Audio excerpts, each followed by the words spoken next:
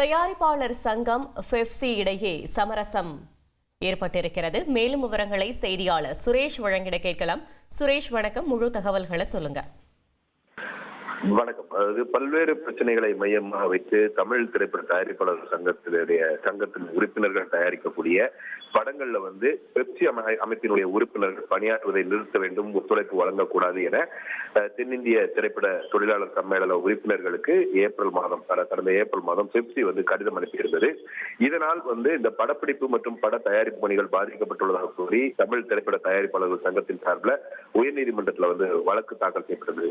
இந்த வழக்கை விசாரித்த உயர்நீதிமன்றம் இந்த இரண்டு சங்கங்களுக்கு இடையிலான அந்த பிரச்சனையை தீர்ப்பதற்கு ஓய்வு பெற்ற நீதிபதி கோவிந்தராஜனை மத்தியஸ்தராக நியமித்து உத்தரவிட்டிருந்தது.